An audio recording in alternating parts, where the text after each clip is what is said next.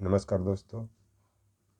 जो अभी बिहार इलेक्शन में जो निर्वाचन आयोग की भूमिका को लेकर के संदेहास्पद पर टिप्पणी किया जा रहा है और भारत के प्रबुद्ध लोग खास करके पूर्व न्यायाधीश और नौकरशाह निर्वाचन आयोग को प्रोटेक्ट कर रहे हैं। इस संदर्भ में सूर्यकांत त्रिपाठी निराला की कविता कुकुरमुत्ता के दूसरे खंड में कहा गया है, कहीं के रोड़ा कहीं के पत्थर, टी.एस. इलियट ने जैसे दे मारा। पढ़ने वालों ने जिगर पर रखकर हाथ हाथ कहा लिख दिया जहां सारा। इस कविता का चरितार्थ यह है कि सबसे पहले तो निर्वाचन आयोग ने जो वहाँ पे जो इलेक्शन में जो भूमिका निभाया, तो कहीं का रोड़ा कहीं का पत्थर का मतलब यह हुआ कि बहुत लोगों का बहुत से ग्रामीण लोगों का या शहरी लोगों का वोट जहाँ पे होना चाहिए वहाँ से शिफ्ट करके कहीं और कर दिया गया। और ख़ास करके ओबीसी एससी एसटी के वोट के संदर्भ में ऐसा कहा जा सकता है। अगली बात कि टी.एस. एलियट ने जैसे दे मारा, इसका मतलब ये होता है यहाँ पे टी.एस. एलियट का मतलब निर्वाचन आयोग है। उस पत्थर को रोड़ा को इस तरह मारा कि विपक्ष के जो उम्मीदवार थे उनको जितना वोट पड़ना चाहिए था नहीं पड़ा। अगली पंक्ति इसमें आता है कि पढ़ने लिखने वालों ने जिगर पर रखकर अपना हाथ, जो पूर्व न्यायाधीश जी.एस. ढींगरा और नौकरशाह आदर्श कुमार गोयल, संजीव त्रिपाठी और ऐसे बहुत से लोग जो अपने जिगर पर रखकर हाथ कह रहे हैं कि निर्वाचन आयोग पर ऐसा आरोप लगाना गलत है, तो उनको मैं बताना चाहता हूँ कि घर में बैठ कर के या सुनी सुनाई बात को आधार बना करके यह कहना कि निर्वाचन आयोग दूध का धुला हुआ है या उचित नहीं है। अगर इनको देखना है तो बिहार में जाकर के देखें कि वहाँ पे क्या घटनाएं घटी हैं। और ख़ास करके जो राघोपुर का विधानसभा क्षेत्र में जहाँ से तेजस्वी यादव जी चुनाव लड़ रहे थे, उनके समर्थकों को किस तरह से रोका गया, क्योंकि आज के संदर्भ में सोशल मीडिया के युग में आप किसी को झूठा नहीं साबित कर सकते हैं, क्योंकि दूध का दूध पानी का पानी हो जाता। क्योंकि जब इनके समर्थक उस तरफ जो गंगा पार राघोपुर के इलाका में इनका मतदान था, क्योंकि मैं पहले ही बता दिया हूँ जो कुकुरमुत्ता कविता के दूसरे खंड में कि कहीं के रोड़ा कहीं का पत्थर, उनका मतदान इस क्षेत्र में होना चाहिए था, लेकिन इनका मतदान गंगा नदी के उस पार शिफ्ट कर दिया गया। जब ये मतदान देने के लिए जा रहे थे तो इनको नाव उपलब्ध नहीं करवाया जा रहा था। नाव भी जो आ रहे थे बहुत देर से आ रहे थे। अगर निर्वाचन आयोग चाहता तो यहाँ पे स्टीमर का भी व्यवस्था किया जा सकता था, क्योंकि मॉडल कोड ऑफ कंडक्ट लग जाता है तो निर्वाचन आयोग को पूरी शक्ति प्राप्त हो जाती है। जो अनुच्छेद 324 से 29 में वर्णन किया गया है, वो बड़े बड़े स्टीमर भी एक दिन के लिए उपलब्ध करवा सकता था, लेकिन ऐसा नहीं किया गया। अगली बात, जो रोहतास में ईवीएम से भरा हुआ बक्सा ट्रक के साथ जो मध्य प्रदेश के सागर से आया था वो पकड़ा गया। उस पर रात्रि में वहाँ के जिलाधिकारी और प्रशासनिक अधिकारियों ने आकर के इसकी सफाई दी। इतना ही नहीं, SIR के माध्यम से जिस तरह से वोटों को ख़त्म किया गया, वो भी संदेहास्पद है।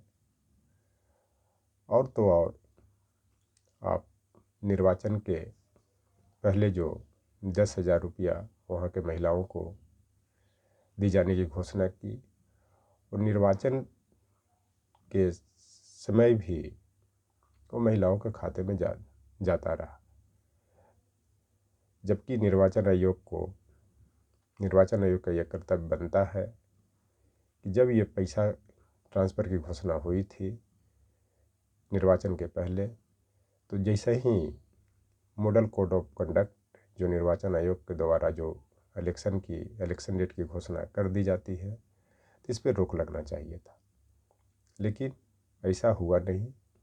वो सेकंड फेज के इलेक्शन के पहले तक वहाँ के महिलाओं को पैसा मिलता रहा, जो निर्वाचन आयोग को संदेह के घेरे में लाता। अगर इनको विश्वास नहीं है तो आज भी मैं कहता हूँ कि जितने क्षेत्र में, जो बिहार में लगभग 100 विधानसभा क्षेत्र है, वहाँ पे जो हार जीत का मार्जिन है वो लगभग 10 वोट से लेकर 1000 वोट तक है। उस ईवीएम को निर्वाचन आयोग पर ऐसे पूर्व न्यायाधीश और नौकरशाह दबाव बनाए कि इनको रिकाउंटिंग किया जाए। मैं 100% कहता हूँ कि इस 100 विधानसभा क्षेत्र में इंडिया अलायंस के लोग जीतेंगे। और तो और अगर हरियाणा के जो परिणाम आया है, वहाँ पे जो हार जीत का मार्जिन है वो सर्वोच्च न्यायालय में भी शायद केस निलंबित है, उनकी भी काउंटी करवाया जाए, तब देखिए कि इंडिया अलायंस की वहाँ पे सरकार बनती है कि नहीं।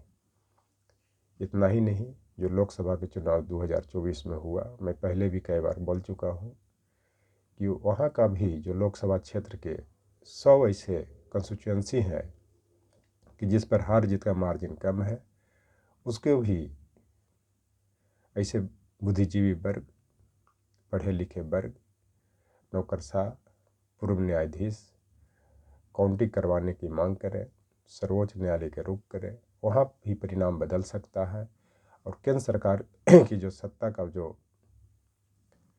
परिणाम है वो भी बदल सकता है। हरियाणा में भी परिणाम बदल सकता है। अभी जो बिहार का जो तत्कालीन इलेक्शन हुआ है उसका भी परिणाम बदल सकता है। जो सीमांचल में, बाहर में, जो विदेश में जो लोग रह रहे हैं, चाहे वो उस क्षेत्र के लोग, उस क्षेत्र के काम करने वाले लोग हों, चाहे नौकरशाह हों या और अन्य व्यक्ति हैं जो पोस्टल बैलेट से अपना मताधिकार दिया है, उसकी भी जांच कराने की ज़रूरत है। तब समझ में आएगा कि इस देश में क्या हो रहा। जो SIR के तहत जो वोट को हटा दिया गया है, उसकी भी जांच करने की ज़रूरत है कि SIR के तहत जो इतने बड़े पैमाने पर वोट हटाए गए उसकी सच्चाई क्या है। चूँकि इस सरकार ने घुसपैठिए के नाम पे SIR को लागू किया, लेकिन सच्चाई ये है कि घर वाला बर तर, बर वाला घर तर। जो बिहार के लोग वहाँ के जो नागरिक हैं वो वोट नहीं दे पाए, चूँकि उनका SIR में नाम नहीं है। इसका उदाहरण एक और मैं आपको देना चाहता हूँ कि जो असम में जो NRC और नागरिकता संशोधन के जो कानून लाया गया, उसे बड़े पैमाने पर धांधली की गई, क्योंकि वहाँ के लोग नागरिकता के अधिकार से बाहर हो गए, जबकि बाहर के लोग शामिल हो गए। इस तरह से देखा जाए तो जो निर्वाचन आयोग की जो भूमिका है कहीं न कहीं संदेहास्पद है, तभी तो आरोप लग रहे हैं। क्योंकि इस देश में स्वर्गीय TN शेषन जैसे भी निर्वाचन आयोग के मुख्य आयुक्त बने, लेकिन उनकी पर आज तक कोई आरोप नहीं लगा। तो यह कहा जा सकता है कि जो पूर्व न्यायाधीश और नौकरशाह निर्वाचन आयोग को प्रोटेक्ट कर रहे हैं, और राहुल गांधी और विपक्ष के नेता पर जो आरोप लगा रहे हैं कि ये इनके द्वारा लगाया गया आरोप बेबुनियाद है। तो बिहार में घूमें, बिहार की स्थिति को देखें, वहाँ के जो ईवीएम में जो वोट पड़े हैं उनको सुप्रीम कोर्ट में मुकदमा दायर करके या करवा करके उनकी काउंटिंग करवाया जाए। और साथ साथ हरियाणा का जो परिणाम आया है उस पर भी ये विचार करें, क्योंकि पढ़ा लिखा आदमी से यह उम्मीद किया जाता है कि वो निष्पक्ष होते हैं और जेन्युइन बात करते हैं, क्योंकि जब कंक्रीट एविडेंस मिल जाता है इसको दबाया नहीं जा सकता। थैंक्स।